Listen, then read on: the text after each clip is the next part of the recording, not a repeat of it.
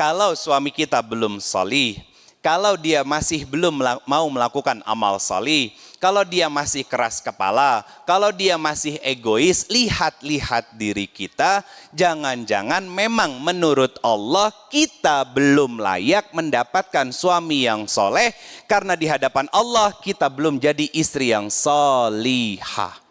Perempuan kan kata Nabi bengkok kan, mau salah mau benar ngambek. Hari ini dikasih tahu, besok diulang. Apanya? Salahnya. Kan ini bukti bahwa perempuan itu bengkok.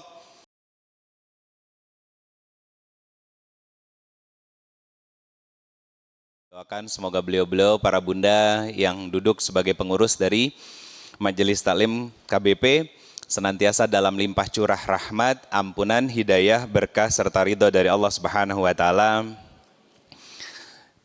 Juga dari keluarga besar Umi Maktum Faiz yang Masya Allah bunda dengan segala keterbatasan mau mengambil bagian dalam dakwah, dalam syiar-syiar kebaikan yang Allah ridhoi. Semoga Allah senantiasa menjaga beliau-beliau untuk terus mengenalkan Al-Quran, mendekatkan kita dengan Al-Quran dan membuat kita semakin kagum dan cinta kepada Al-Quran. Ada satu video bunda yang saya pernah lihat dan mungkin juga pernah dilihat sama bunda-bunda. Ada seorang anak yang qadarallahnya Allah tutup pandangan matanya, tapi punya hafalan Quran. Dan dia ditanya oleh seorang pewawancara, apa yang akan kamu syukuri ketika dengan kondisi dan keadaanmu seperti sekarang? Ya, anak ini bilang katanya, yang paling saya syukuri adalah bahwa saya dijaga oleh Allah Subhanahu wa Ta'ala untuk tidak melihat sesuatu yang akhirnya menjadi sebab saya bermaksiat kepada Allah Subhanahu wa Ta'ala. Apa? Matanya bunda. Ditutup. Karena banyak dari kita yang nggak bisa mengendalikan dan mengontrol mata kita. Betul kan? Buat para ibu-ibu ngelihat barang lucu baru launching ya. Terus live di toko oren gitu kan, atau yang di TikTok gitu kan, ih Abi, papa kok lucu gitu ya, gitu. Betul kan? Padahal di lemari baju yang belum dipakai masih banyak, yang bisa jadi baru sekali dua kali pakai. Saya mau tanya bunda, ada hisabnya enggak? Ada, sangat ada. Dan bunda, kalau sudah ngaji berarti sudah sadar bahwa baju-baju yang tidak terpakai harus dikeluarkan. Iya, iya kan? Iya, kalau misalkan ada majelis-majelis di sekitaran rumah, ya kumpulkan sama mereka. Ini mau Ramadan kan? Dikumpulin, jadiin bazar. Walaupun nanti dijual hanya dengan harga beberapa puluh ribu, sedangkan kita belinya ratusan ribu, nggak masalah, jangan sakit hati. Kenapa? Allah mencatat pahalanya sempurna. Jangan sakit hati bunda. Jangan juga merasa sayang. Karena apa? Sedekah itu ketika kita memberikan, hati itu ngegretek. Jadi, gitu, ketika ngasih itu. Nah, itu pahalanya besar. Dan itu fadilahnya Masya Allah. Juga saudara saya, sahabat saya, Masya Allah Kang Aris yang selalu standby. Pahalanya Masya Allah ya, setiap guru yang datang di sini direkam sama beliau, terus dipotong-potong jadi tausiah yang di-share di akun media sosialnya, itu bisa menjadi jariah untuk beliau dan keluarga beliau, dan semoga beliau selalu dijaga oleh Allah Subhanahu wa Ta'ala. Bismillahirrahmanirrahim. Subhanallah wa bihamdi, subhanallahil azim, adada khalqihi wa ridha nafsihi wa zinata arsyihi wa midada kalimatihi. Asyhadu an la ilaha illallah wa asyhadu anna Muhammadar Rasulullah. Allahumma shalli ala Sayyidina Muhammad. Assalamualaikum ya Rasulullah sallallahu alaihi wasallam. Wa ala alihi wa ashabihi wa man tabi'ahum bisan ila yaumiddin. Rabbi a'udzubika min hamazati syayatin wa a'udzubika rabbi ayahdurun. Subhanaka la ilma lana illa ma 'allamtana innaka antal alimul hakim. Shadaqallahul azim wa sadaqa Rasulullah sallallahu alaihi wasallam. Alhamdulillah, puji syukur kehadirat Allah Subhanahu wa Ta'ala, pagi hari ini kembali kita bisa berkumpul, bermajelis dengan majelisnya orang-orang salih dahulu. sebagai salah satu ikhtiar untuk terus memperbaiki dan mendekatkan diri kita kepada Allah Subhanahu wa taala secara kualitas, bukan hanya kuantitas, sehingga Allah ridho kepada kita dan ridho terhadap keluarga kita, sehingga itu bisa menjadi salah satu wasilah untuk kita bisa kembali berkumpul bukan hanya di dunia, tapi juga bisa bermajelis dengan Rasulullah SAW di dalam surganya Allah Subhanahu wa taala.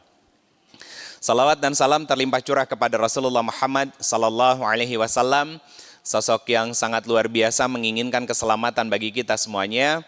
Semoga kerinduan dari Nabi dan kesempurnaan dari cinta Nabi dapat berbalaskan pula dengan sempurnanya ikhtiar kita untuk senantiasa taat dan patuh kepada Rasulullah Muhammad SAW dan ajaran yang dibawa oleh Nabi SAW yang terus turun lewat para sahabat, para tabi'ut tabi'in dan semua para ulama yang mengajarkan kebaikan-kebaikan dan untuk kecintaan kepada Allah dan Rasulnya. Semoga itu bisa menjadi salah satu bekal untuk kita kembali bisa bermajelis di hadapan Allah bersama dengan Nabi kita dan juga keluarga-keluarganya. Bunda semua yang dirahmati Allah Subhanahu wa taala, tema pagi hari ini melanjutkan pertemuan sebelumnya dan insya Allah nanti di bulan depan juga Allah kasih kesempatan saya bisa tetap bersama. Bisa tetap membersamai Bunda di Ramadan.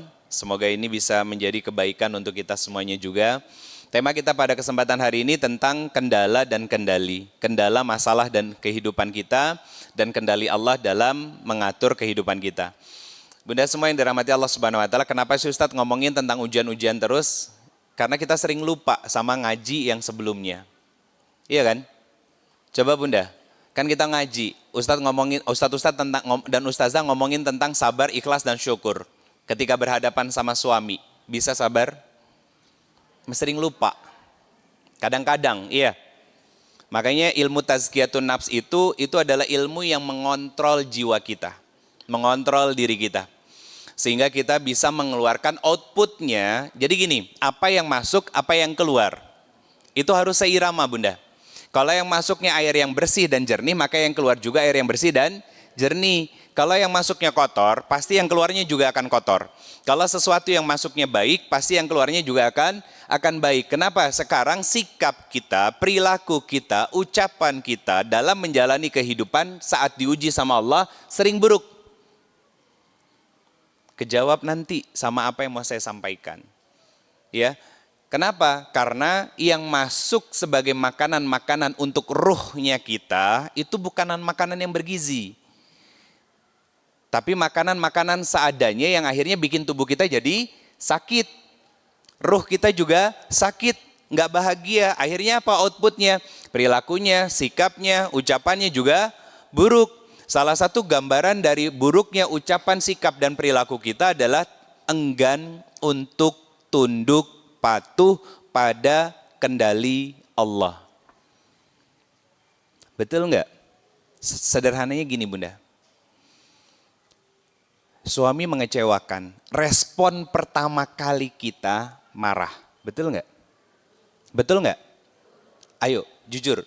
Suami mengecewakan, nyakitin hati kita, bikin luka di dalam hati kita, atau orang lain, bestie kita, nusuk dari belakang, anak kita nggak mau patuh dan taat kepada kita sebagai orang tua, bahkan orang tua kita yang sering kita berikan kebaikan kepada mereka, justru malah menjelek-jelekan kita, menyalah-nyalahkan kita, respon pertama yang kita keluarkan adalah marah, kecewa. Tahu definisi sabar menurut Nabi SAW? Teman-teman, tahu definisi sabar? Sabar itu, ya, sebaik-baiknya sabar adalah ketika pertama kali diuji. Sabar itu marah apa enggak? Kita enggak bakalan tahu sabar kalau enggak ada marah. Betul kan? Pertanyaan saya begini, teman-teman, para bunda semuanya sudah ngaji ke banyak guru, tapi ketika disakiti orang masih marah, maka ada masalah dengan kualitas ngajinya selama ini. Kalau masih nggak bisa sabar, masih suka mencela orang, masih suka menjelek-jelekan orang, maka selama ini ada yang salah dengan niat saat mengaji. Mohon maaf bunda semuanya, kenapa? Ya, kita selama ngaji ilmunya nggak semua terserap dan nggak semua teramalkan. Lihat yang namanya niatnya. Untuk siapa ngaji selama ini? Buat apa? Buat siapa ngaji selama ini? Ini dulu. Karena ini yang nanti akan ngedrive kita untuk melakukan kebaikan-kebaikan. Atau bahkan malah ketika niatnya salah jadinya keburukan. Nah, saya bukan pengen mengoreksi niat-niat bunda, bukan. Tapi saya ingin kita sama-sama mengajak diri kita untuk introspeksi diri. Kenapa ilmu yang selama ini Allah berikan, ketemu banyak puluhan bahkan sampai ratusan guru, tapi nggak berbekas sama sekali. Karena gini, orang yang sudah ngaji, niatnya benar, pasti sabar ngadepin suami, sabar ngadepin anak, sabar terhadap orang tua dan berkhidmat kepada orang tua dengan bakti terbaik. Itu. Kenapa? Kenapa ada sabar? Karena lawan dari sabar apa? Marah. Berarti marah itu muncul ketika ada sikap perilaku dari orang lain terhadap kita yang nggak menyenangkan. Betul kan? Akhirnya apa? Keluar respon marah. Nah, sekali, 2 kali, 3 kali, 4 kali, 10 kali, 20 kali marah, wajar. Tapi akhirnya kita belajar sabar, belajar ikhlas, belajar syukur, lihat kebaikannya, dan lain sebagainya. Akhirnya apa? Yang tadinya marah, belajar menahan diri, akhirnya jadi sabar. Itu kata Nabi, sebaik-baiknya sabar adalah ketika pertama kali diuji sama Allah. Artinya ada proses naik kelasnya. Ada proses transformasi di dalam diri kita bunda. Nah pertanyaannya gini, dari mana kita harus memulai? Nah kita harus tahu dulu, ini saya bahas waktu itu, saya ulangi lagi untuk kita sama-sama mengingat. Yuk kita buka Quran surat ke-15 ayat 28 dan 29. Tentang apa? Unsur penciptaan manusia. 1, tubuh. Yang kedua, ruh. Yang ketiga, akal. 3 unsur ini digerakkan oleh Quran surat ke-91 ayat 7 sampai 9 disebut dengan kata nafs. Nafs manusia di dalam Al-Quran ada 3 kategorinya. 1, nafs amarah. Yang kedua, nafs lawamah. Yang ketiga, nafs mutmainah. Kata siapa? Kata Al-Quran, kata Allah. Yang satu, yang kedua itu cenderung buruk. Tapi yang ketiga, mutmainah, itulah kebaikan. Apa bahasa Indonesianya dari nafs? Nafs itu artinya adalah jiwa. Jiwa manusia butuh makan enggak? Butuh. Apa makanan dari jiwa manusia? Amal soleh, tapi yang berkualitas. Amal soleh berkualitas itu sama seperti kita makan makanan yang bergizi. Sehat, menyehatkan. Saya mau tanya, ada yang suka makan seblak? Ada. Sehat? Sehat? Wareg bunda. Kenyang? Iya. Kenyang iya. Nah, tapi kan untuk hiburan sesekali boleh bunda. Kan gak setiap hari jadi makanan utama kita kan. Sehari 3 kali makannya itu aja gitu ya, enggak kan? Atau bunda semua senang makan cilok, cilung, ya. Terus kemudian apalagi? Bakso tahu, apalagi ya? Cireng, cimol dan lain sebagainya. Boleh, ya. Tapi sesekali. Nggak mungkin itu dijadikan makanan utama kita. Kenapa? Karena tidak mencukupi gizi dan nutrisi untuk tubuh kita. Maka kita cari makanan yang memang mencakup semua gizi dan nutrisi untuk tubuh kita. Sehingga tubuh kita sehat, bugar, ya, bisa beraktivitas dan lain sebagainya. Sama jiwa manusia itu butuh makan makanan yang bergizi. Nama makanannya amal solih. Pertanyaan saya, kalau amal solihnya dilakukan hanya sebatas melepas kewajiban, jadi makanan bergizi tidak buat jiwanya? Enggak, bukankah itu yang kita lakukan selama ini? Betul kan? Sholat hanya sekedar sholat, puasa hanya sekedar puasa. Ini bentar lagi, sekarang sudah Sya'ban, ya. Kurang lebih berarti sekitar 16 hari lagi, ya kan? Kita masuk bulan Ramadan. Ramadan tanggal berapa? 1 apa? Ramadan 1 Maret, 1 Ramadan. Tuh kan? Katanya udah ngaji. 1 Ramadan itu, Ramadan itu ya tanggal 1 Ramadan. Bukan 1 Maret. Kalau bulan Samsiahnya baru 1 Maret. Itu yang ditetapkan sama pemerintah. Kalau bulan Komariahnya 1 Ramadan. Ya, Bunda, puasa Ramadan. Tahu nggak kenapa Allah datangin puasa Ramadan ke kita tahun ini? Ada yang sudah introspeksi diri? Hah? Karena Allah tahu di Ramadan tahun sebelumnya nggak berkualitas. Makanya dikasih kesempatan kedua lagi sama Allah. Buat memperbaiki diri. Buat membuat hidup kita lebih dekat dengan Allah. Iya kan? Kemudian buat diri kita makin mengenal Allah. Berinteraksi dengan amal soleh yang berkualitas. Coba lihat. Bisa lebih sabar kan orang-orang yang puasa? Betul kan? Coba orang yang puasa walaupun maaf. Dia nggak sholat tapi puasa, dia masih bisa menahan amarahnya daripada tidak puasa, tidak sholat.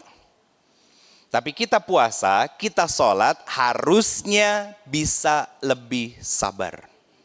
Selama 1 bulan kita ditarbiyah, dididik sama Allah lewat madrasah yang namanya Ramadan. Artinya 11 bulan kemudian harusnya ya rahmatullah, menjalani kehidupan 11 bulannya seperti 1 bulan puasa Ramadan. Harusnya gitu. Jadi gini Bunda, anak kita sekolah, SD 6 tahun, SMP 3 tahun, SMA 3 tahun, ya kan? Berarti 12 tahun. 12 tahun dia sekolah plus 4 tahun S1, berarti 16 tahun dia sekolah. Usianya lulus kurang lebih 22 tahun, begitu lulus, 22 sampai 23 tahun. Begitu kita tanya, nak 100 dikurangi 50 berapa? Nggak tahu mah, jawab kita apa? Kamu sekolah ngapain aja selama ini? Masa 100 dikurangi 50 nggak bisa, nggak ngerti? Ya habis aku memang nggak tahu, mah aku selama ini cuma sekolah doang. Paham nggak maksudnya? Allah kasih kesempatan kita, Ramadan sudah belasan tahun. Tapi nggak berubah lisannya, nggak berubah perilakunya, nggak berubah ucapannya. Allah akan nanti nanya, kamu selama ini Ramadan ngapain aja? Paham? Sederhana Bun. Untuk kita merefleksikan diri masih ada waktu sekitar 16 hari untuk introspeksi diri, memperbaiki dan mempersiapkan diri menuju datangnya bulan yang spesial itu Ramadan. Kenapa begitu? Gini Bunda, kalau puasanya betul dilakukan dengan sepenuh hati, paham kaidah-kaidahnya, paham fadilah-fadilahnya, ya, bangun lebih awal, mempersiapkan makanan untuk suami, ya kan? Kemudian membangunkan suami, membangunkan anak dengan penuh keyakinan dan kesadaran bahwa makanan sahur yang saya siapkan ini untuk suami dan anak-anak saya, ya Allah, saya mengharap ridhomu, maka pahala mereka akan saya dapatkan. Mereka kemudian sahur, kemudian sholat subuh, kemudian kita puasa. Sore kita siapkan juga makanan untuk mereka. Dengan penuh keyakinan apa? Bahwa puasa yang mereka lakukan diterima oleh Allah dan itu menjadi jariah untuk kita. Dan kita pun minta kepada Allah agar puasa Ramadan kita juga diterima oleh Allah. Itu namanya amal soleh berkualitas. Di siang hari Bunda, kurang lebih dari katakan dari jam 4.00 kita puasa sampai jam 18.00. Kurang lebih sekitar 14 jam. Betul kan? Ngapain? Puasa. Tidur jam berapa? 10 ya? Jam 22.00. Dari 18 ke 22 berapa jam? 4 jam. Selama 14 jam kita bisa menahan diri untuk tidak bermaksiat. Kenapa? Maksiatnya ditumplekin di 4 jam. Kenapa? Gak usah senyum Bunda, ditanya, kenapa? 4 jam sudah taraweh, bahkan sebelum taraweh mau berangkat ke masjid, sama besti, tetangga 11 ngomongin orang. Sampai di masjid, nunggu isya ke tarawih, bahkan mungkin ada khutbah kultumnya juga, gitu kan. Khotibnya lagi kultum, ustadznya lagi nyampain pesan, kita malah bisik-bisik sama besti. Sampai di rumah, ya, Bukannya ngelayanin suami, nanya apa kebutuhannya, pegang handphone, buka grup WhatsApp, kepo dengan sesuatu yang lagi diupdate. Kenapa ditumplekin di 4 jam maksiatnya? Apa karena 14 jam ini kita nggak bisa maksiat terus nanti nunggu buka dulu? Bukan gitu Bunda. Kalau polanya seperti itu, jangan salahkan siapa-siapa, tapi salahkan diri sendiri. Kalau akhirnya di 11 bulan kemudian kita nggak berkualitas dalam kedekatan kita dengan Allah. Akhirnya apa? Jiwanya sehat apa sakit? Sakit. Kan saya sudah bilang, ya, orang yang jiwanya sakit sebutannya adalah ODGJ. Siapa ODGJ itu? Saya, gitu kenapa? Betul kan Bun? Loh, apa buktinya orang-orang yang dengan gangguan jiwanya sakit ini? Suka ngomongin orang kan? Suka mencela orang kan? Suka mencaci maki orang kan?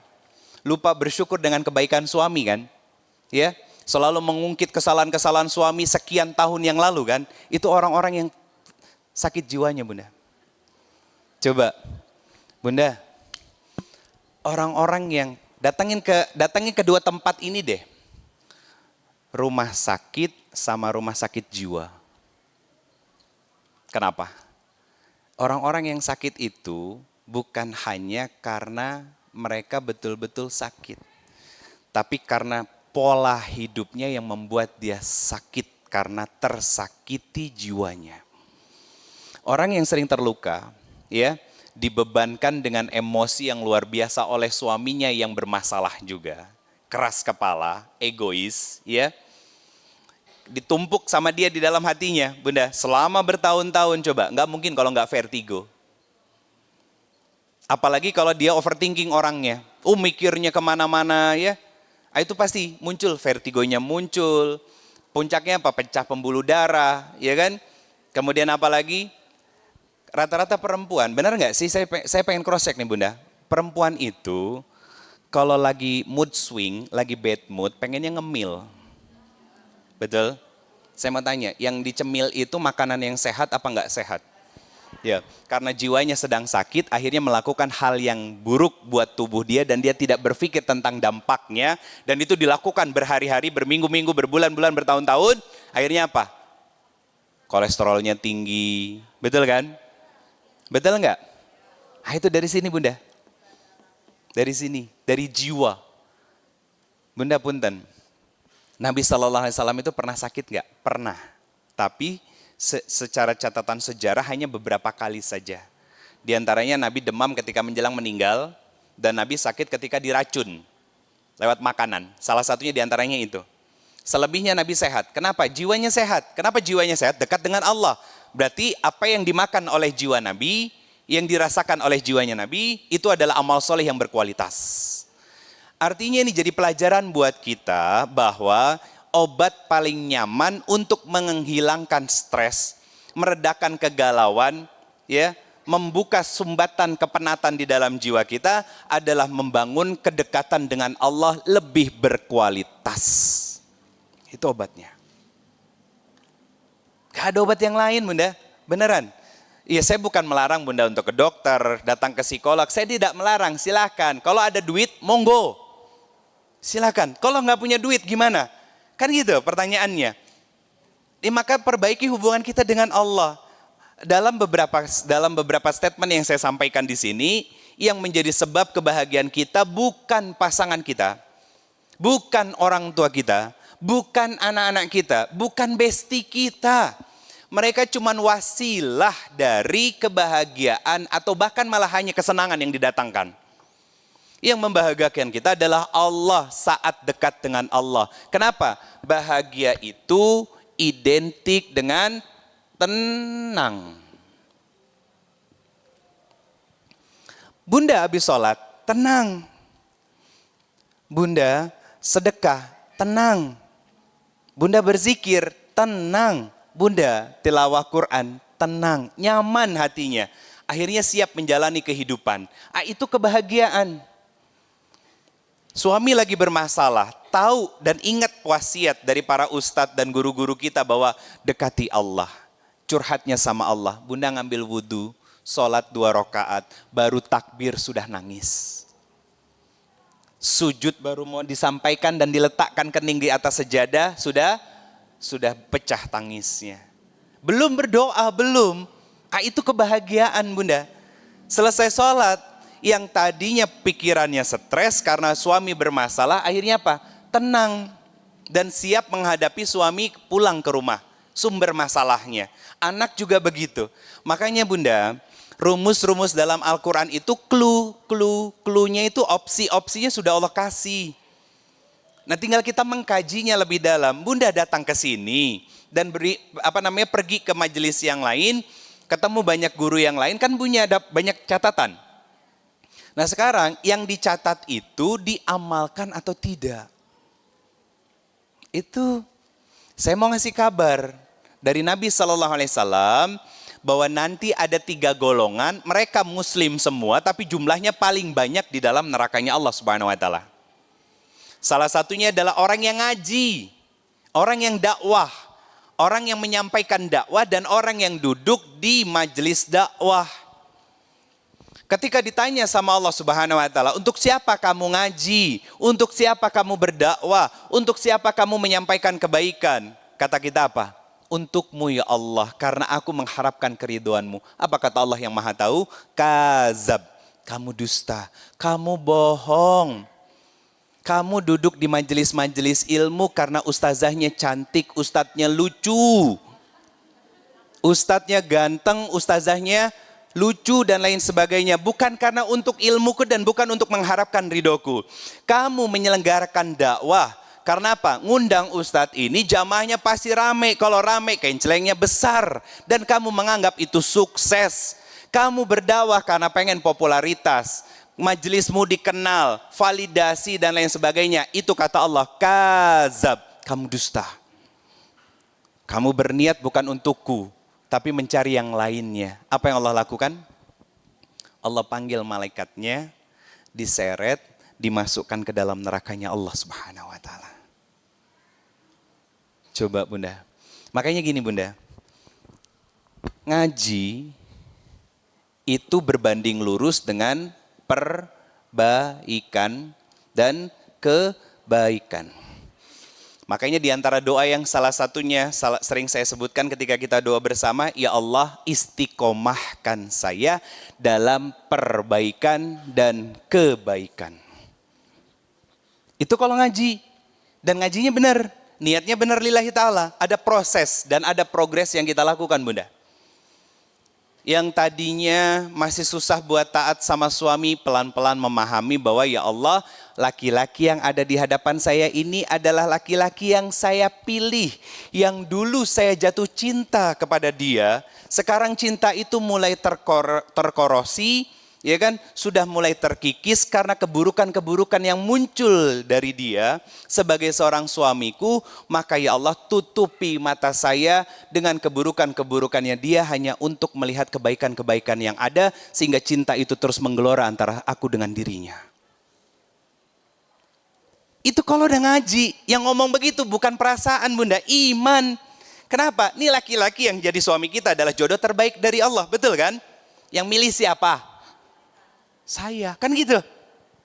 Terus kalau udah milihnya milih sendiri, kudu iya, mesti ini, ya kan? Ketika ada masalah, selesaikan. Ini barusan ada ibu-ibu lagi. Saya bacain komentar ya. Bunda kan nggak tahu siapa beliau. Apa kata beliau gini? Kata beliau, Ustadz, kalau suami sendiri gimana Ustadz? Mudah membaca kekurangan istri tapi lupa sama kekurangan sendiri. Suami di rumah gitu? Ada ya? Ada ya. Saya jawab apa? Kan sama-sama saling menjadi ujian buat bersabar atas kekurangan masing-masing, dan keberadaannya pun menjadi rizki dan nikmat dari Allah buat bersyukur atas kebaikannya. Betul nggak kata-kata saya? Suami kita punya kebaikan kan? Orang tua kita punya kebaikan nggak? Oh banyak Bunda, tanpa mereka kita nggak akan lahir. Anak-anak kita coba. Anak-anak kita yang sedang kita didik, punya kebaikan nggak? Punya. Kesalahan kita orang tua adalah ketika bermasalah dengan pasangan tapi melampiaskannya kepada anak. Padahal anak nggak salah apa-apa. Maka itu kenapa dulu saya pernah menyampaikan manusia itu punya 4 peran. 1, diri sendiri. Yang kedua sebagai suami dan istri. Yang ketiga sebagai ayah dan ibu. Keempat makhluk sosial. Ini rumus Bunda. Kalau kita sebagai seorang istri dan ibu pengen jadi, mohon maaf, kalau kita pingin menjadi seorang ibu teladan buat anak-anak, madrasah yang mampu menghadirkan ketenangan buat anak-anak, maka mulailah menjadi istri dulu yang solihah. Jangan ada kalimat tergantung gimana suaminya Ustadz, nggak ada. Karena mau bagaimanapun suami itu jadi ujian kita untuk bersabar dan kekurangannya jadi ujian kita untuk bersabar dan kelebihannya jadi syukurnya kita kepada Allah. Makanya disindir sama Allah di Quran surat keempat ayat 9. Kata Allah, bukankah kekurangan dari pasanganmu hanya satu di antara banyaknya karunia yang Allah berikan. Betul kan? Makanya saya juga pernah kan nanya sama Bunda semuanya. Apakah suami kita selalu pikas sebelen selama 24 jam? Hah? Enggak. Makanya kata Allah, wa'asiruhunna bil ma'ruf. Tetap perlakukan dia dengan cara yang baik, bukan karena pengen suami senang, tapi agar Allah ridho kepada kita sebagai seorang istri. Ini statement saya yang kemarin saya dicaci maki. Saya ngomong apa Bunda? Ada salah satu video saya, kalau nggak salah hampir 600 ribuan. Itu video podcast saya sama salah seorang ustadz. Apa saya bilang Bunda? Beliau nanya sama saya, Ustadz berikan nasihat statement untuk kami para perempuan. Saya bilang, kalau suami kita belum solih, kalau dia masih belum mau melakukan amal solih, kalau dia masih keras kepala, kalau dia masih egois, lihat-lihat diri kita, jangan-jangan memang menurut Allah kita belum layak mendapatkan suami yang soleh, karena di hadapan Allah kita belum jadi istri yang solihah. Saya mau tanya, statement itu menyalahkan dan menyudutkan istri atau mengajak istri introspeksi diri? Yang pertama apa yang kedua? Tapi saya dicaci maki Bunda. Nah, iya sabar insya Allah Bunda. Dan saya kayak gitu-gituan buat lucu-lucuan Bunda.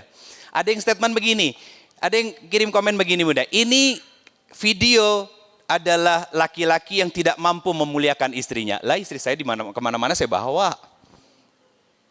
Istri saya kemana-mana saya bawa gitu. Bukan jadi aksesoris doang gitu kan. Kemana-mana saya gandeng ketika jalan. Saya manggil dia dengan panggilan 2 saja. Apa? Solihah, sayang. Dipanggil gitu gak mas suami? Belum. Dari pertama kali nikah selama 14 tahun, saya manggil istri saya dengan panggilan ini. Solihah, sayang. Tapi kan saya gak perlu cerita itu kepada komentator ini. Saya gak kenal dan saya juga gak butuh validasi apa-apa. Jawaban saya apa? Pret. Mbak, kalau ada masalah sama suami, jangan curhat di lapak orang. Betul kan? Kenapa? Karena sebelumnya dia komentar begini, pernikahan itu harus saling menyayangi, memahami, menghormati satu sama lain agar bisa menjadi teladan buat anak-anaknya. Ini curcol di sini, makanya saya jawab apa? Pret. Serius nggak? Enggak, santai. Di media sosial saya nggak mau serius-serius banget Bunda. Kalau yang begitu-begitu, saya lebih santai, lebih luas. Kenapa?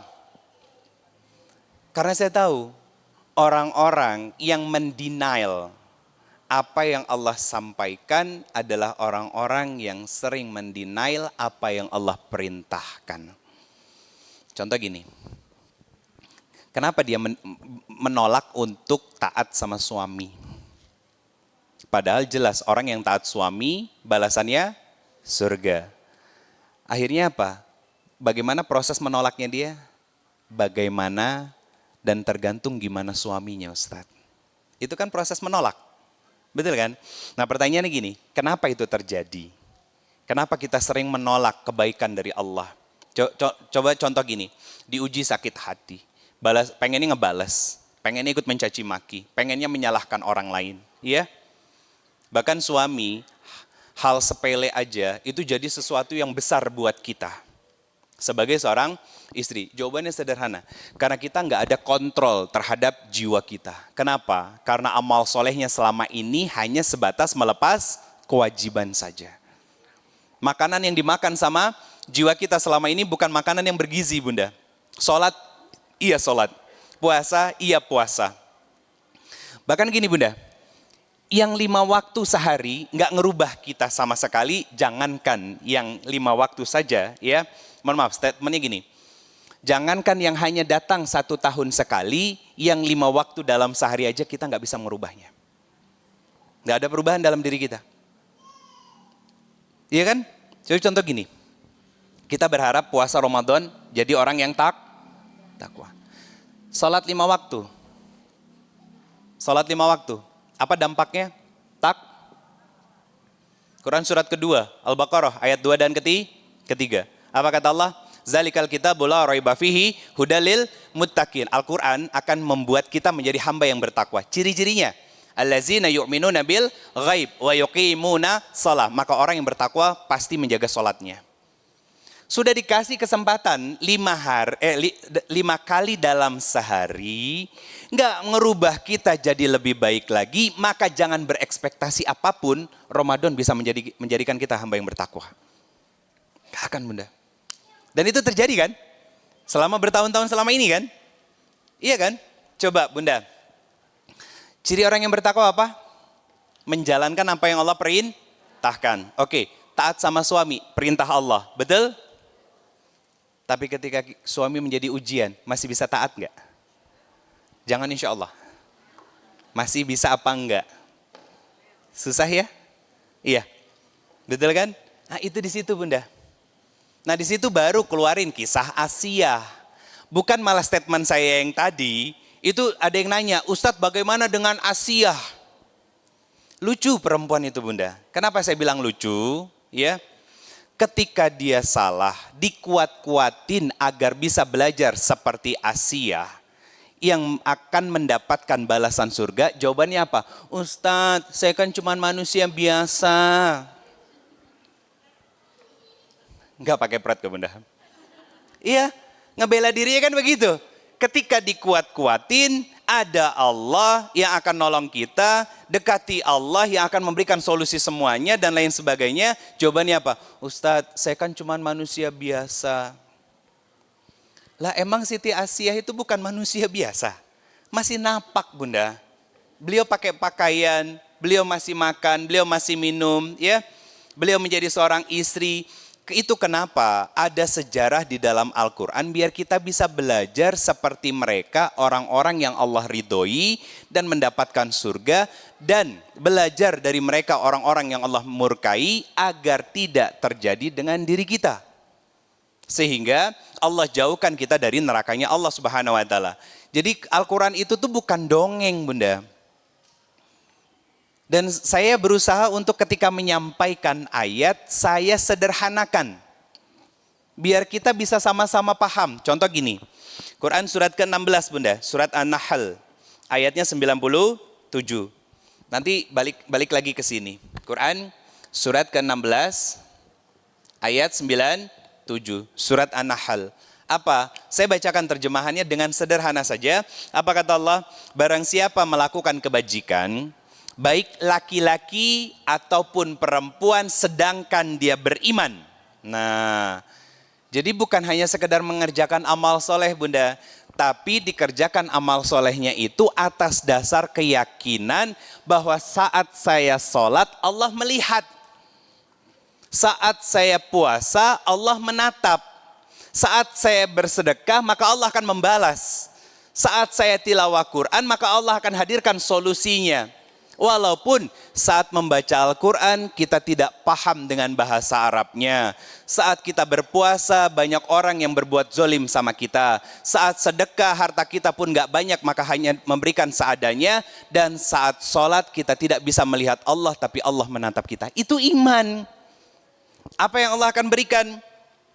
Maka pasti kata Allah akan kami berikan kepada mereka kehidupan yang baik dan akan kami berikan balasan dengan pahala yang lebih baik dari apa yang mereka kerjakan.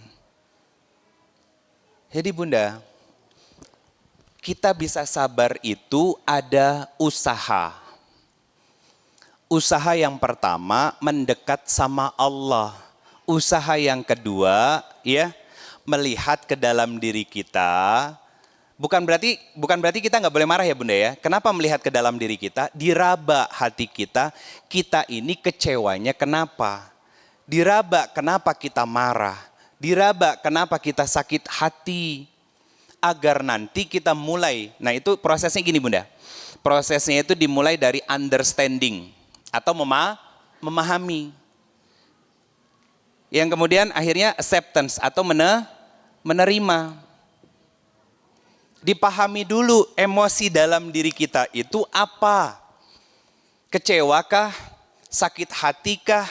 Marahkah kita? Ya. Makanya yang didatangi itu Allahnya dulu. Untuk curhat sama Allah, ya Allah, saya marah sama suami saya. Saya kecewa ya Allah, saya sakit hati karena suami saya sudah mengkhianati saya, misal. Tapi tolong jangan dihukum suami saya dengan hukuman yang berat. Tapi berikan kepada hatinya taufik dan hidayah agar dia bisa berubah jadi lebih baik lagi. Itu muncul kesadaran apanya? Kesadaran bahwa kita juga punya salah. Kenapa? Karena setelah itu kalimatnya, kenapa enggak mau menghukum suami? Dan gak berdoa agar suami dihukum, karena bisa jadi kesalahan suami itu terjadi ada andil saya sebagai seorang istri yang belum bisa amanah dengan tugas ini. Introspeksi diri Bunda, nanti muncul sabarnya. Ini usahanya, usaha memperbaiki hubungan kita dengan Allah, usaha mengenali diri, emosi apa yang sedang kita rasakan, dan akhirnya usaha untuk terus memperbaiki hubungan kita dengan orang-orang yang berkaitan dengan kita. Siapa? Pasangan, anak, orang tua kita, dan teman-teman dan lain sebagainya. Itu usahanya Bunda. Akhirnya apa? Muncul sabarnya. Kalau mau melewati urutan-urutan dan runutan ini. Sabar itu bukan teori, tapi ada perjalanannya yang kita harus lewatin Bunda. Jadi kalau ngomong sabar itu susah apa gampang? Susah kalau hanya paham teori. Tapi kalau ngerti tahapannya, diperbaiki dulu hubungan kita dengan Allah. Melihat banyak kebaikan dan nikmat Allah, kenali Allah. Makanya puncak dari ilmu itu disebut ma'rifatullah. Apa arti ma'rifatullah? Mengenal Allah. Kenapa Allah enggak membalas semua keburukan dan kemaksiatan yang kita lakukan? Lihat, Asmaul Husna yang 99 disebut dengan nama As-Sabur. Allah Maha Sabar. Kenapa Allah Maha Sabar? Karena Allah menurunkan satu rahmatnya saja ke bumi, akhirnya kita banyak yang berbuat baik satu sama lain. Suami taat kepada orang tuanya, seorang istri taat kepada suaminya, suami memuliakan istrinya, orang tua sayang kepada anaknya, anak sayang kepada orang tuanya, hewan-hewan juga begitu dan lain sebagainya. Itu baru satu rahmatnya Bunda. Dari Allah, dari 100 rahmat Allah. Yang 99-nya ditahan oleh Allah untuk di langit nanti. Makanya Bunda, kalimat sabar itu pasti ada kaitannya dengan usaha. Usaha yang sungguh-sungguh dalam Islam disebut jihad. Jahada. Buka Quran surat ke-2 ayat 214 dan Quran surat ke-3 ayat 142. Ini ada kaitannya Bunda. Ayatnya sama-sama dibuka dengan redaksi yang sama. Apa kata Allah?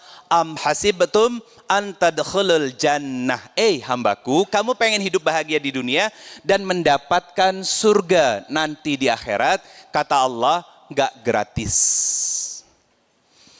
Di ayat ke-214 dari surat Al-Baqarahnya, apa kata Allah? Sebelum kalian semuanya diuji. Dengan ujiannya apa? Ada 3 kategorinya. Apa kata Allah? Yang pertama ba'sun, ujiannya ringan. Darrun, ujiannya sedang. Ketiga zulzilah, diguncang jiwa kita Bunda. Puncak dari guncangan jiwa dari seorang istri adalah ketika melihat suaminya ternyata lebih tertarik dengan wanita yang haram buat dia daripada yang halal untuk dirinya. Itu guncangannya. Ilustrasinya apa? Semakin gelap dan puncak malam, semakin pekat malam, maka kita sangat-sangat yakin bahwa setelah gelap itu akan muncul apa? Matahari yang hangat. Makanya akhir ayatnya ditutup dengan kalimat apa? Dari Quran surat Al-Baqarah ayat 214. Ala inna nasrallahi qarib. Jadi Bunda, ayat itu ada di fase para sahabat itu hampir give up, hampir nyerah ketika diuji sama Allah. Makanya sampai nanya, ya Rasulullah, kapan pertolongan Allah itu datang? Apa jawab Allah lewat Rasulullah SAW? Ala inna, pakai kalimat taukid, sumpah dari Allah yang mustahil akan Allah ingkari. Ala inna nasrallahi qarib. Pertolongan Allah itu dekat. Pertanyaannya, sedekat apa pertolongan Allah itu? Buka Quran surat kedua ayat 186. Apa kata Allah Subhanahu wa taala? Hei Muhammad, kalau hamba-hambaku bertanya tentang aku, maka katakan kepada mereka bahwa aku dekat di antara mereka. Contohnya gini Bunda. Bunda, yang kanan saya sama yang kiri berdua, nih kelompok ini penyelenggara dakwah, ngundang saya. Yang kiri ditanya, Cek, Ustadz Ridho di mana? Udah datang belum? Karena waktunya udah mau mulai. Bunda jawab, nggak tahu, nggak ada kabar. Hariwang, pasti bingung, panik ya. Yang kiri karena ngobrol sama istri saya, ya kan, punya kontak istri saya, nanya, Teteh punten, posisi sudah di mana sama Ustadz? Oh sudah masuk KBP, ya kan? Akhirnya apa? Ngasih informasi yang sebelah kanan bahwa Ustadz sudah dekat. Boleh dimulai acaranya, biar begitu Ustadz sampai langsung bisa kajiannya. Tenang. Betul kan? Kenapa kita nggak tenang ketika Allah sudah mengatakan bahwa itu aku itu qarib, dekat? Kenapa Bunda? Kenapa kita sering stres, sering pusing, ya, sering lelah, capek gitu ya, dan lain sebagainya. Padahal Allah sudah mengatakan bahwa ala inna nasrallahi qarib. Allah itu dekat. Dan pertolongan Allah itu pasti Bunda. Dan pertolongan Allah di Quran surat ketiga ayat 142, kata Allah sama ayatnya. Am hasibtum an tadkhulul jannah. Hambaku, tidak aku biarkan kalian masuk ke dalam surga begitu saja dengan cuma-cuma, dengan gratis, dan tidak mungkin aku akan turunkan kebahagiaan itu sebelum nampak dalam dirimu kesungguhan dalam berjihad dan sabar di dalamnya. Berarti kan Bunda, sabar itu ada usaha yang harus kita lakukan. Apa yang harus kita lewati dan kita lakukan? Pertama, bentuk dari jihad itu. Satu, harus tahu tujuannya dulu, mau ngapain. Bunda lagi ada masalah sama pasangan. Duduk habis sholat, introspeksi diri. Lihat, ya Allah, kan gak mungkin kalau saya harus terus-terusan marah-marahan seperti ini. Sama orang tua, sama anak, sama teman, ya. Maka harus clear dulu tujuannya. Saya nggak mau, nggak apa-apa saya disakiti oleh orang, yang penting saya bukan pelaku yang menyakiti mereka. Maka saya harus meminta maaf kepada mereka lebih dulu, bukan karena siapa yang salah, tapi karena mengharap keridhaan darimu. Susah kan?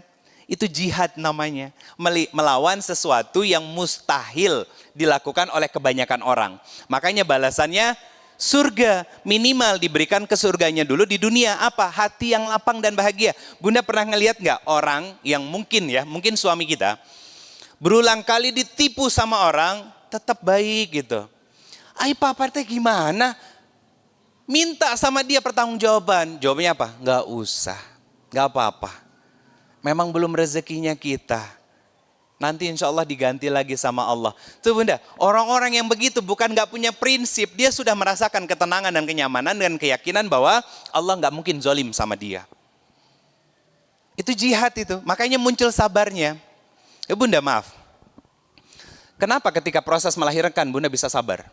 Padahal sakitnya luar biasa dan itu lebih sakit daripada tebasan pedang, puluhan pedang menebas tubuh kita. Kenapa Bunda? Kenapa bisa sabar? Kenapa mau bersungguh-sungguh berjihad? Menyampingkan rasa sakitnya. Karena cinta. Kepada siapa? Yang akan keluar. Bahwa yakin bahwa nanti yang keluar itu adalah sesuatu yang memang selama ini kita tunggu. Mungkin punya anaknya perempuan, yang hadir adalah anak laki-laki. Atau sebaliknya. Atau bertahun-tahun belum punya keturunan, yang akan lahir adalah sesuatu yang akan ditunggu. Pertanyaan saya, kenapa tidak bisa merasa tenang dan nyaman ngejalanin hidup yang sebentar, padahal nanti Allah janjikan balasan surga? Betul? Itu bukan logika. Itu namanya akal. Apa akal itu? Pikiran. Berpikirnya kita. Dan itu saya ngajak kita untuk berpikir, bukan logis, bukan logika Bunda, bukan. Betul kan? Bunda bisa menahan rasa sakit yang muncul dari sakitnya sebuah tanggung jawab seorang ibu untuk melahirkan, karena cinta kepada sesuatu yang akan dilahirkan dan yakin bahwa sesuatu yang akan dilahirkan itu akan menjadi sebuah kebaikan buat dia. Lantas, kenapa kita nggak ngerasa tenang dan nggak mau bersungguh-sungguh untuk mendekat kepada Allah, dan nggak mau sungguh-sungguh belajar berproses untuk bisa bersabar, nggak mau bersungguh-sungguh untuk selalu melihat kebalikan dari keburukan yang ada, padahal Allah sudah menjanjikan berupa surga akan Allah bentangkan buat kita. Kalau mau dikuatkan lagi banyak dalilnya Bunda, dan sudah beberapa kali saya bahas di sini. Ujian itu pasti, keniscayaan. Cuman yang paling penting itu bukan apa ujiannya, tapi bagaimana kita merespon ketika ujian itu datang dan hadir dalam kehidupan kita. Yang membuat kita dewasa itu bukan karena sakitnya, tapi yang membuat kita dewasa adalah pelajaran dari rasa sakit itu yang muncul, bahwa Allah ingin mengajarkan kita, kamu disakiti nggak nyaman, maka jangan pernah menyakiti siapapun. Itu artinya hidup dalam kendali Allah, Bunda. Itulah orang-orang yang mengatakan di dalam Al-Quran, inna lillahi wa inna ilaihi raji'un. Saya itu dalam kendali Allah dan saya pasti akan dikembalikan lagi kepada Allah. Itu Bunda. Berarti hidup saya dalam kendali Allah. Ketika ada perjalanan hidup kita yang tidak sesuai dengan apa yang Allah mau, pasti ditegur. Pasti ditegur sama Allah. Tujuannya apa Bunda? Ujian itu untuk mengembalikan kita kembali kepada Allah. Kemudian apa lagi? Jangan pernah merasa memiliki atas apa yang Allah titipi. Ujian. Mungkin ada di antara kita yang suaminya sudah tidak ada, ya. Bertahun-tahun merasa sedih, manusiawi. Ya. Tapi pastikan kesedihan itu membuat kita bangkit dan terus akhirnya fokus pada amal soleh, memperbaiki diri, sehingga satu menjadi jariah buat Allahu yarham suami, dan kedua menjadi bekal untuk kita bisa kembali bertemu, berkumpul dengan almarhum suami kita di dalam surganya Allah Subhanahu wa Ta'ala. Terus Ustadz, kalau nikah lagi boleh nggak? Boleh, silakan. Tapi jangan pakai kalimat, emang masih ada Ustadz yang mau sama saya. Kenapa nanyanya sama saya? Kan saya bukan biro jodoh. Nanyanya sama Allah. Ya Bunda. Tapi catatannya apa? Catatannya gunakan Quran surat ke-24 ayat 26. Apa? Laki-laki dan perempuan yang baik pasti untuk mereka yang baik. Yang buruk juga untuk mereka yang buruk. Apa pesannya? Pesan Quran begini Bunda.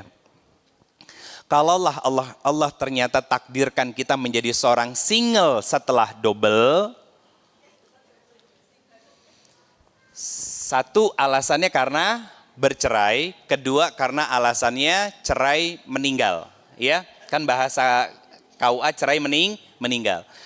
Maka tugas kita sebagai seorang muslimah adalah menjaga kehormatan diri, ya, agar nanti kalaulah Allah berikan jodoh dengan takdir terbaik dan jodoh terbaik. Bukan malah sibuk selfie dan menjajakan diri. Di mana? Medsos. Bukan berarti Saya nggak mau menyalahkan sepenuhnya, bukan Bunda. Saya hanya ingin mengingatkan bahwa kehidupan sekarang itu jauh lebih rusak daripada yang kita lihat. Kita orang yang tadinya double kemudian sendiri, ya kan? Bertahun-tahun misalkan, itu seperti gelas yang seharusnya diisi tapi kosong. Yang terjadi apa? Mencari orang yang bisa ngisi gelas itu, betul kan? Iya kan? Yang kita inginkan adalah laki-laki yang baik dan laki-laki yang soleh. Maka cari dengan cara yang baik, bukan dengan cara selfie dan menjajakan diri dalam tanda kutipnya. Kenapa saya bilang begitu? Loh, karena faktanya yang banyak begitu sekarang, Bunda. Walaupun yang menutup diri, fokus pada memperbaiki diri itu juga banyak, tapi lebih banyak lagi media sosial ini membuat semuanya jadi abu-abu.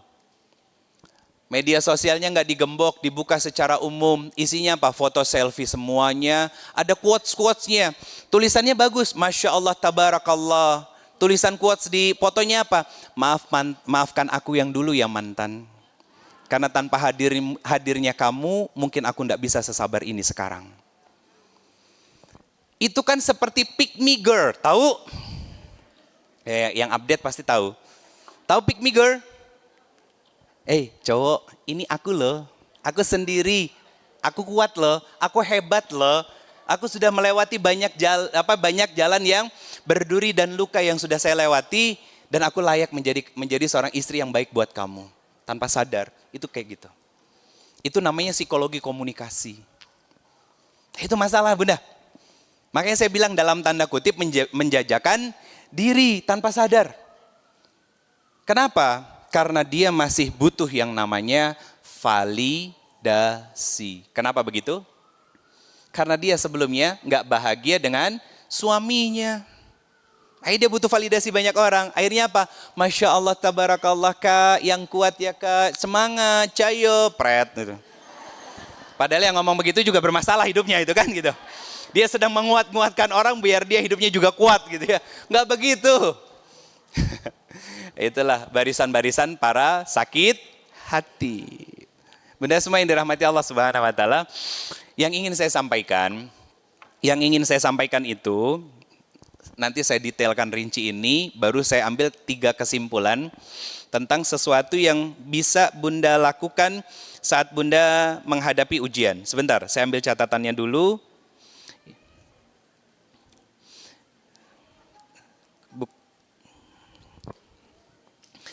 Saya balik lagi ke sini. Kenapa jiwa kita butuh asupan makanan bergizi? Saya garis bawahi statement saya tadi bukan julid. Saya ingin itu menjadi pelajaran buat kita. Kalau kita sudah pernah terluka dengan kehidupan sebelumnya, ya, maka jangan tambah luka itu dengan menaburi garam atau cuka. Dengan salah memilih kehidupan selanjutnya. Bunda, punten. Salah pilih baju masih bisa diretur. Tapi salah pilih pasangan, penyesalannya sepanjang usia. Itu akan terjadi. Itu maksudnya. Ya, fokus pada memperbaiki diri. Nah sekarang Ustadz, bagaimana kalau yang sudah menikah? Ya, di Bandung saya belum ketemu ada pasar loak tukar guling suami.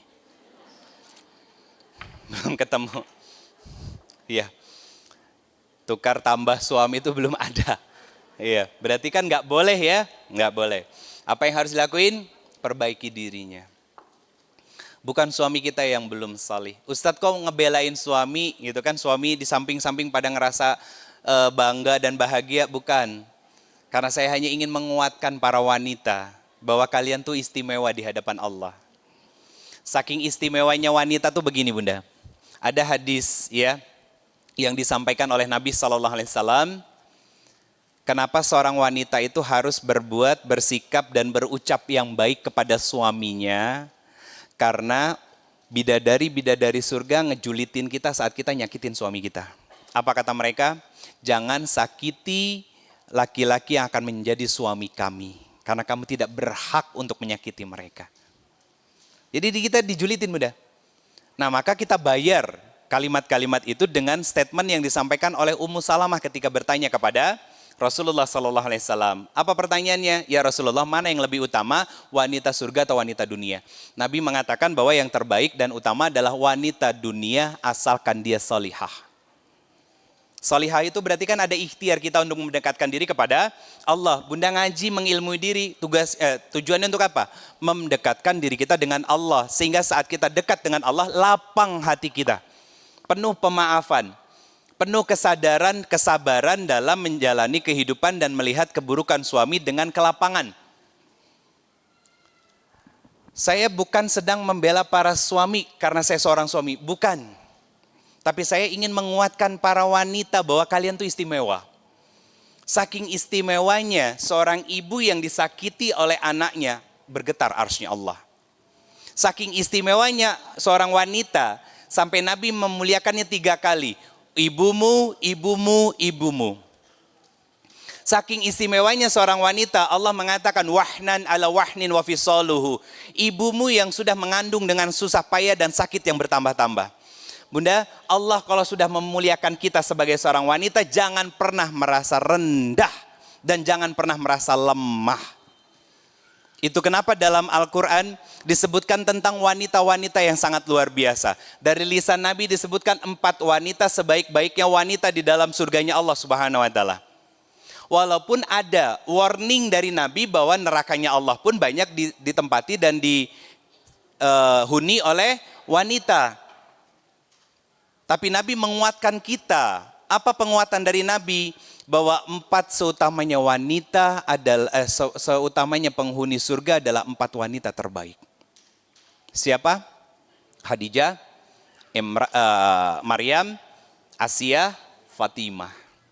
Dan 4 wanita ini menggambarkan tentang kualitas wanita yang dekat dengan Allah semuanya. Coba satu-satu dibuka.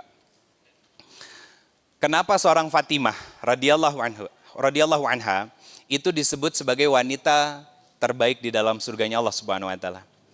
1, kemampuannya untuk dekat, menjaga, merawat dan membela ayahnya. Betul? Bunda, saya tidak sanksi itu.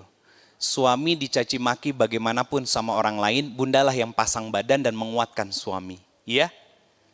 Yang kedua, kisah siapa? Maryam, wanita yang mampu menjaga kehormatannya. Nah, ini baru masih 50-50. Bunda ngaji menutup aurat seperti ini, pertanyaan saya, ketika ketemu tetangga masih berjilbab tertutup rapih atau enggak? Itu tanya sama diri kita sendiri. Ya? Jangan-jangan malah cuman pakai kerudung, pakai daster, tapi dasternya nyingkrang. Sekarang pakai kaos kaki karena ngaji, tertutup auratnya, ya. Itu maksud saya. Belajar hal seperti itu, hikmah dari kisah-kisah orang terbaik ini. Yang ketiga, siapa? Asiyah binti Imran. Lihat, kesabarannya menghadapi suami yang tidak sesuai dengan harapannya. Yang keempat, siapa? Khadijah. Lihat bagaimana Khadijah mampu menukar syukurnya dengan bakti dan taat tanpa tapi kepada suaminya. Belum ada kisah dalam sejarah, Bunda, Zainab tantrum sama Nabi, Fatimah ngambek sama Nabi. Belum ada. Kenapa? Karena Khadijah mampu mengkondisikan rumah tenang dan nyaman sebelum Nabi pulang ke rumah. Jadi kalau ngebahas Khadijah itu sama suami ya, jangan cuma ngebahas, ingat ya Khadijah nggak dipoligami. Bukan itunya doang, Bunda. Tapi jadilah seperti Khadijah yang mampu menghadirkan ketenangan dan kenyamanan buat rumah. Ketika suami pulang, dia merasa tenang dan nyaman. Makanya apa kata Nabi? Kata malaikat Jibril ketika datang kepada Nabi Sallallahu Alaihi Wasallam membawa salam langsung dari Allah, bahwa berikan kabar gembira kepada Khadijah, Allah sudah membangunkan istana di dalam surga yang tidak lagi berisik dan tidak lagi ada rasa lelah di dalamnya. Berarti perjuangan di bumi itu harus lelah dan capek, Bunda. Nabi SAW itu sangat berkesan dengan Khadijah, Bunda. Ummahatul Mukminin. Sampai saking berkesannya pernah mimpi nyebut nama Khadijah, Khadijah, Khadijah. Saya mau tanya, pernah ngedengar suami mimpi nyebut nama Bunda? Jangan-jangan nyebut nama orang lagi. Bahaya kan? Gitu. Itu satu. Yang kedua, bahkan setelah wafatnya Khadijah, ya, proses Fathu Mekah. Tahu Fathu Mekah? Fathu Mekah itu Nabi mampu mengambil alih lagi Mekah yang tadinya orang-orang kafir itu menduduki Mekah, Mekah itu jadi Muslim. Jadi bukan dengan perang, Bunda, tapi dengan cara islah. Ya, tahu ketika Nabi melakukan Fathu Mekah, di mana Nabi tinggal? Bikin tenda di samping makamnya Khadijah. Di Ma'lah sekarang, Bunda. Bikin tenda. Apa yang dilakukan sama Nabi SAW? Mengingat kembali tentang perjuangannya Khadijah. Jadi kayak makanya Bunda mohon maaf. Kalau mau tahu penyesalan seorang istri, tanyakan kepada wanita yang ditinggal meninggal oleh suaminya dan dia belum berbakti dengan sepenuh hati. Tanya. Nabi mengapresiasi banget, Bunda, perjuangan Khadijah, bahwa inilah yang dulu menjadi mimpimu. Itu berbisik dengan Khadijah yang sedang beristirahat di dalam kuburnya dan gak mungkin akan bangun lagi, Bunda. Nabi sangat menghargai, Nabi sangat menghormati, dan ini pelajaran bagi seorang suami. Hormati, hargai, dan apresiasi semua perjuangan dari istri Anda. Gak usah iya, Bunda. Makanya saya tegasin suaranya. Kenapa? Karena Bunda, ya, pas tanya sama diri Bunda, dengan kebaktinya kita sekarang, dengan baktinya kita sekarang kepada suami, besok lusa Bunda meninggal, masih ingat gak suami sama kebaikan-kebaikan Bunda? Atau malah pengen cepet-cepet nikah lagi? Itu. Kenapa? Ada hadis Nabi mengatakan begini. Nabi SAW mengatakan, ketika seorang istri ditinggal wafat, ketika seorang istri meninggal lebih dulu, dan kemudian suaminya berdoa kepada Allah, ya Allah saya ridho dengan semua khidmat dan taat istri saya kepada saya. Nabi mengabarkan apa? Maka istrinya tersebut akan dibebaskan dari siksa kubur dan dibuka 8 pintu surga Allah. Kenapa? Karena meninggalkan kesan yang baik di dalam jiwa suaminya, dalam bakti dan taatnya dia sebagai seorang istri selama ini. Saya tahu capek, Bunda. Saya tahu lelah. Makanya malaikat Jibril mengabarkan kepada Nabi, Allah membangunkan istana di dalam surga yang di dalamnya tidak lagi berisik. Tahu berisik kenapa? Berisik dengan anak-anak yang tantrum, berisik untuk menenangkan anak yang rewel, berisik dengan pembicaraan orang lain. Anaknya baru 1, nikahnya sudah sekian lama, kapan nambah? Itu berisik. Dan Bunda masih bisa tetap sabar, tetap tenang. Kata Allah, nanti dibangunkan surga yang di dalamnya tidak lagi berisik dan lelah. Bunda lelah bangun lebih awal, anak masih balita, ngebangunin suami tidak mau bangun, tapi tetap bangun, ngegendong anak ngasih ASI, lelah, capek. Bunda lelah menghadapi suami bayi besar Anda yang sering berulah, dan masih bisa sabar, nanti dibangunkan istana di dalam surga, yang tadi ada lagi lelah dan capek. Tidak ada keberisikan lagi di dalamnya. Itu janji Allah, Bunda. Nah pertanyaan saya, mau nggak ngambil itu? Nah, yang jawab sedikit berarti yang lainnya nggak mau. Mau nggak mengusahakannya? Kenapa takut ya ditanya lagi sama saya? Enggak. Harus, Bunda. Karena kita hidup itu bukan di dunia, tapi di akhirat. Makanya butuh amal soleh yang berkualitas untuk memastikan Bunda bisa tenang dan bisa nyaman ngejalanin hidup. Bisa tenang, bisa nyaman. Saya mau tanya, apakah orang dengan titel kaya hidupnya tenang dan nyaman? Apakah punya suami ganteng, tenang dan nyaman?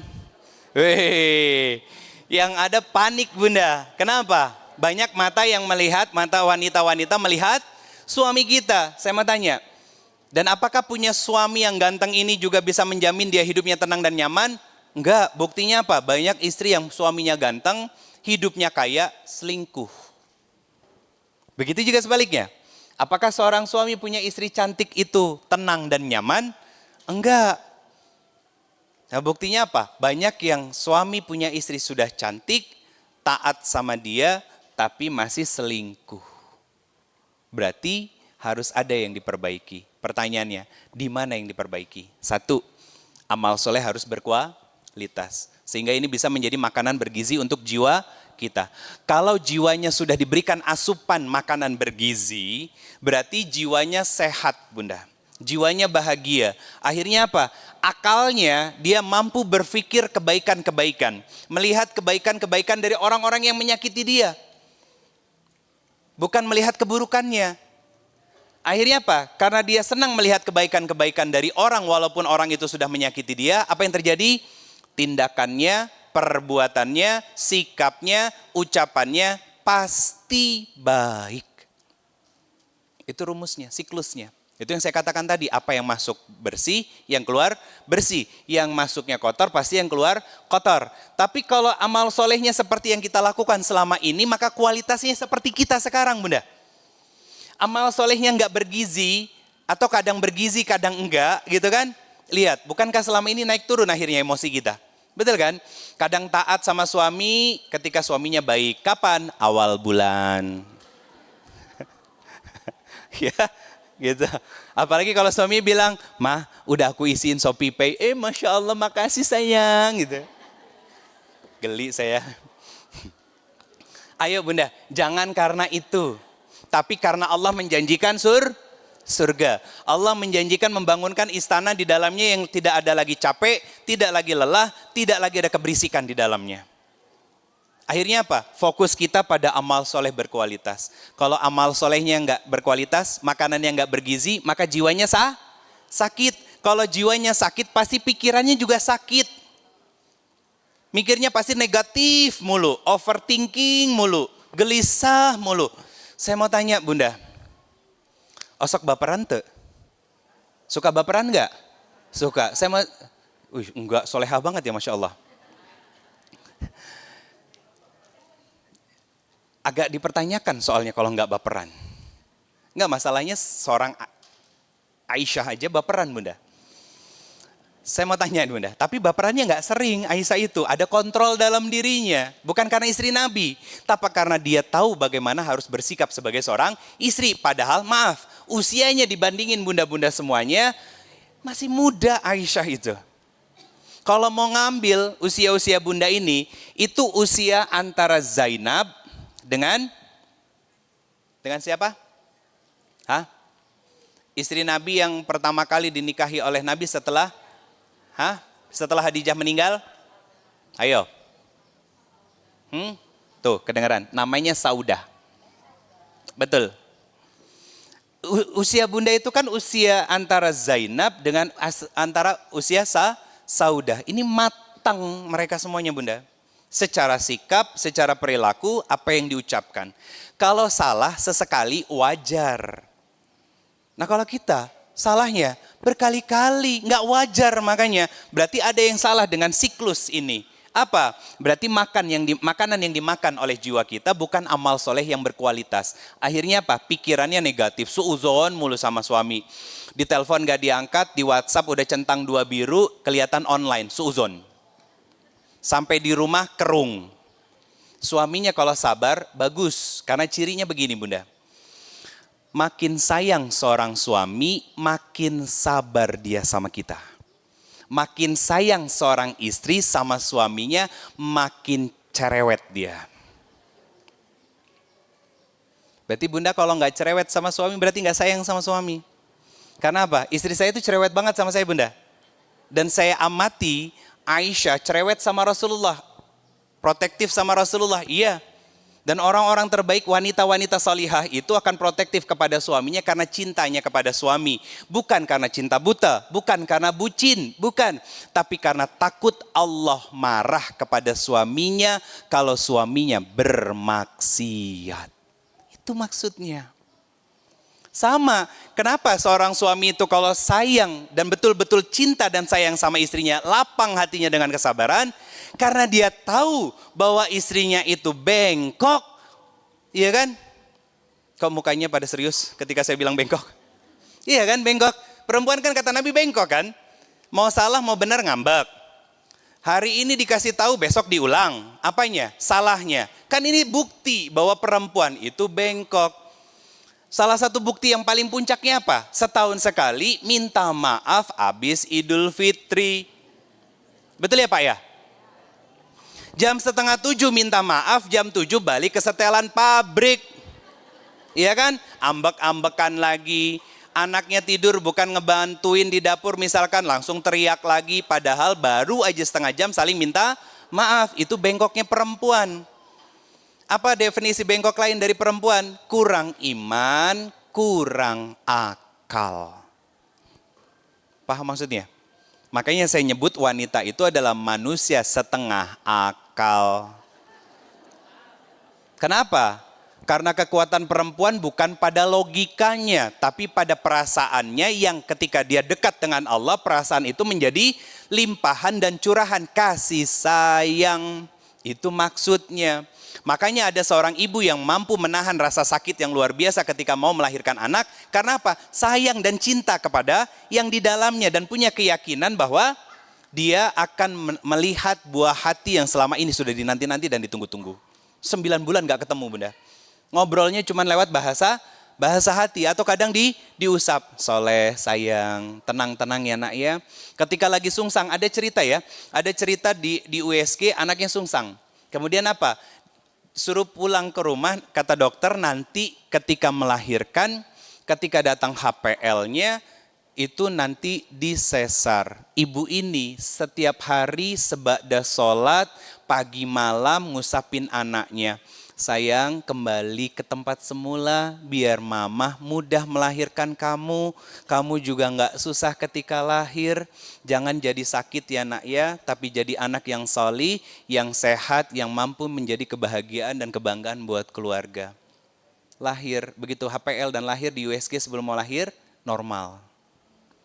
Nah, itu bahasa kasih sayang tuh bunda.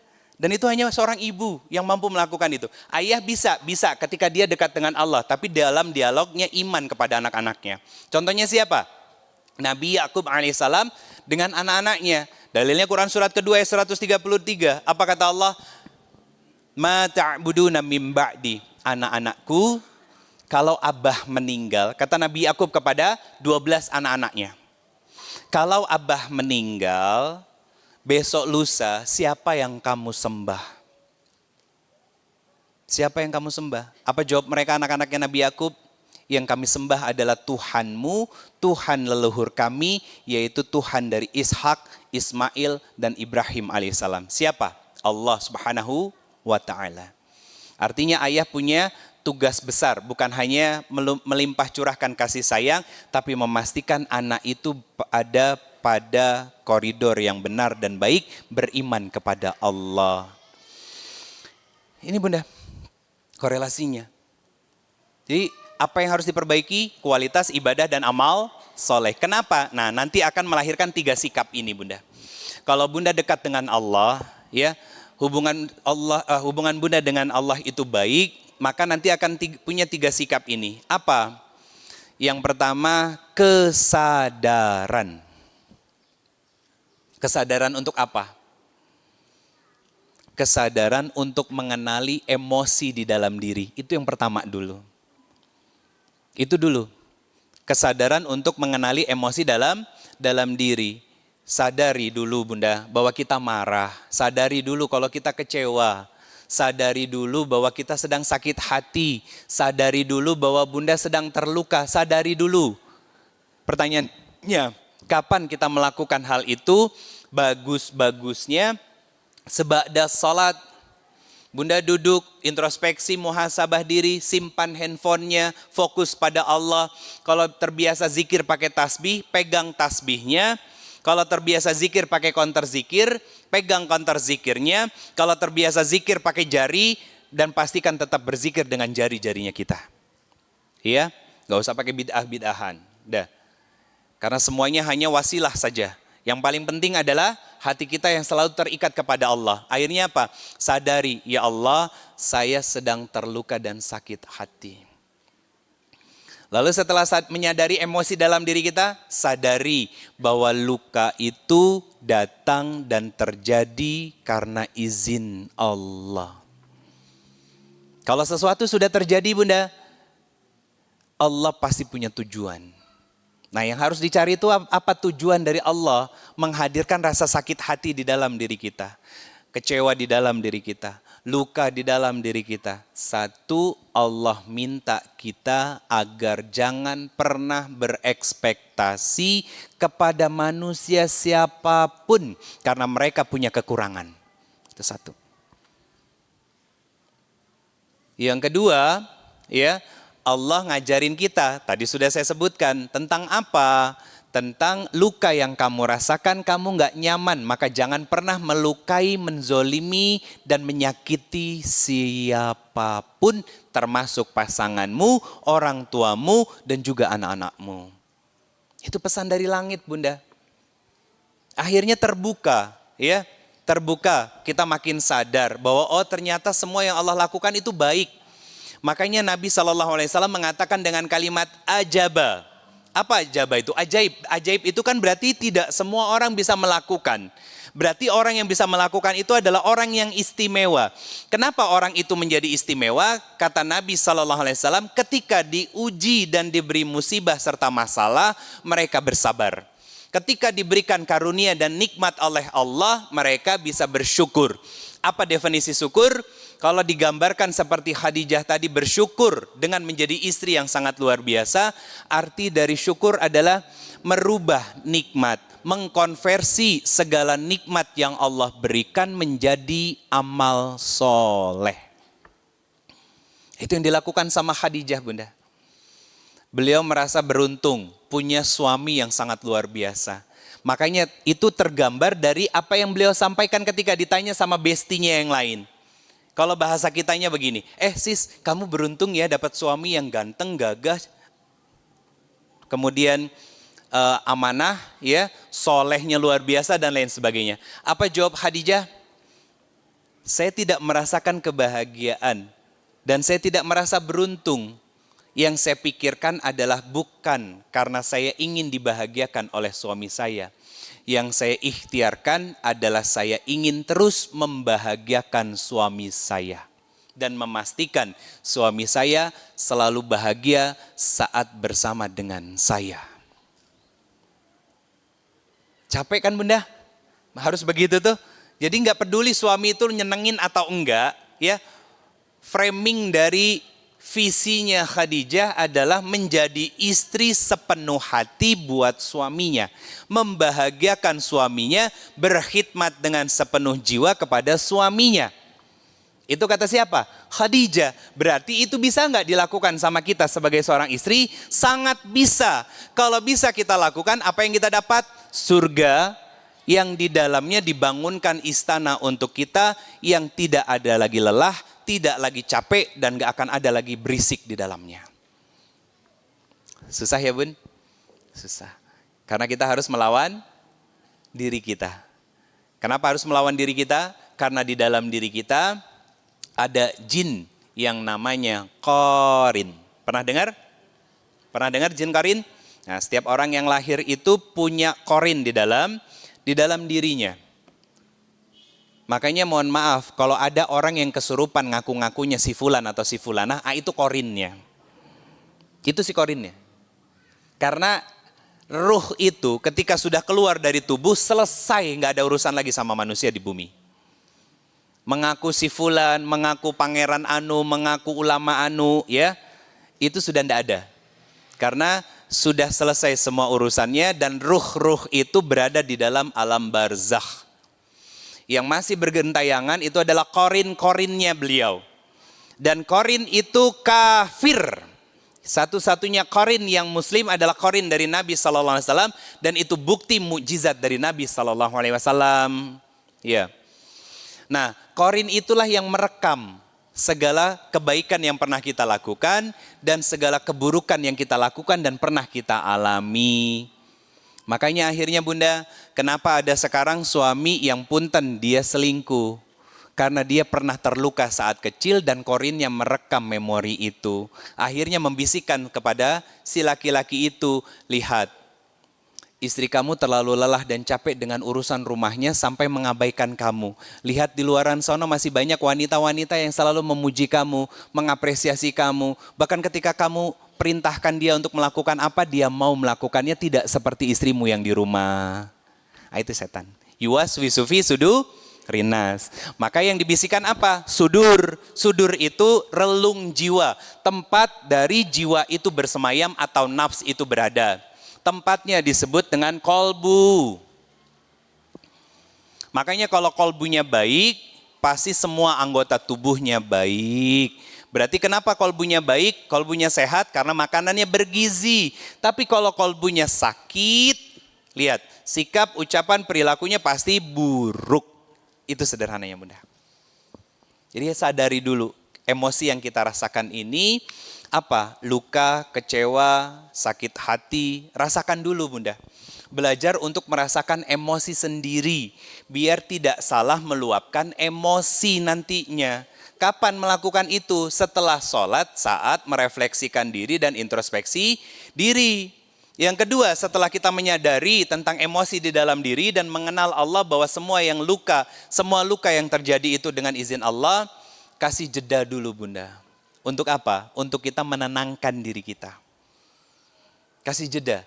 Jadi Bunda banyak zikir setelah introspeksi diri itu bagus. Nangis kalau perlu nangis. Kalau nggak bisa nangis, pura-pura nangis. Kata Imam Ibnu Qayyim Al-Jauziyah, kalaulah karena kerasnya hati kita sulit untuk menangis, maka pura-puralah dulu menangis. Seperti gini Bunda. Musim kemarau tanahnya yang terjadi apa? Retak. Betul? Kita mau nanam sesuatu, kebaikan yang namanya pohon. Gimana caranya? Kan kalau tanah retak dan pecah nggak mungkin bisa tumbuh. Betul kan? Apa yang kita lakukan? Memanipulasi air yang biasanya diserap sama mereka dengan cara ngegotongin air dari rumah atau narik selang dari rumah ke kebun kita atau ke sawahnya kita. Diisi satu petak itu dengan air-air yang banyak sehingga yang tadinya pecah-pecah, retak-retak, keras, akhirnya jadi lembut. Jadi gembur. Akhirnya apa? Ditanami apapun akan tumbuh. Hati kita pun demikian. Pura-puralah nangis dulu. Biar hati kita makin lembut. Kalau hatinya sudah lembut, maka mudah banyak kebaikan akan masuk. Kasih jeda Bunda, istirahat dulu. Jangan semuanya harus diungkapkan dan diluapkan. Bunda boleh marah sama pasangan, boleh. Saya sama istri saya Bunda, ya, kalau misalkan kami lagi ada masalah, kami sama-sama sepakat, sama-sama ngasih jeda waktu, tapi nggak keluar rumah. Biar apa? Biar nggak dibisikin sama setan tentang sesuatu yang buruk, tapi fokus pada kebaikan masing-masing dari pasangan. Akhirnya apa? Mudah untuk berislah karena melawan bisikan buruk dari setan. Akhirnya apa? Mudah untuk memaafkan orang lain nantinya. Karena sudah ada jeda. Dilihatnya gini loh, ngelihatnya itu kebaikan dari orang lain. Kalau kita sudah bisa merefleksikan emosi yang kita rasakan, itu yang muncul nanti kebaikan-kebaikan dari orang lain walaupun dia yang menyakiti. Siapa yang paling sering menyakiti? Orang terdekat. Siapa? Pasangan, anak, dan orang tua. Nah, masih banyak kebaikan mereka. Yang ketiga Bunda, baru kita memilih mana sikap, mana ucapan yang memang layak untuk kita lakukan. Pertama, sadari dulu emosi kita bagaimana, emosi kita apa. Yang kedua, kasih jeda, istirahat dulu tubuh, pikiran, dan hati kita. Yang ketiga, apa? Mulailah memilih, tapi pastikan apa yang kita pilih lebih banyak manfaatnya daripada mudorotnya. Sehingga apa? Sehingga itu menggambarkan, merefleksikan tentang kualitas kita. Kalau saat kita menyadari bahwa kita terluka dan menyadari bahwa apa yang terjadi dengan diri kita itu adalah takdir Allah, kemudian kita memilih untuk mengistirahatkan hati kita, lebih banyak berzikir dan mendekat kepada Allah, akhirnya memilih sikap yang benar, tidak melukai orang, mau memaafkan kesalahan orang, berarti kualitas kita benar dan baik. Tapi kalau kebalikannya, maka itu menggambarkan tentang kualitas kita yang buruk. Ucapannya akhirnya buruk. Kemudian tindakannya juga salah. Mencaci maki orang, membalas dendam rasa sakit hati, dan iri dengki terhadap orang lain dan lain sebagainya. Bunda semua yang dirahmati Allah Subhanahu wa Ta'ala, Allah hanya minta satu saja kepada kita. Apa? Sami'na wa ata'na. Artinya apa? Saya dengar, saya taat. Berarti kita minta kepada Allah minta kepada kita menjadi hamba yang tunduk patuh dalam kendali Allah. Dalam semua kebaikan. Ada masalah, ngadunya sama Allah, ketika diberikan nikmat dan karunia, dikonversi menjadi amal solih dan membuat kita makin dekat dengan Allah. Allahu a'lam bishawab, Bunda. Itu yang bisa saya sampaikan pada kesempatan pagi hari ini. Sudah pas kurang lebih sekitar 1,5 jam saya menyampaikan materinya. Bunda silakan kalau ada yang ingin bertanya silakan, kurang lebih masih sekitar setengah jam insyaallah. Jazakumullah khairan kasir, mohon maaf lahiran batin. Hadanallahu wa ikum ajma'in. Allahu a'lam bishawab. Assalamualaikum warahmatullahi wabarakatuh.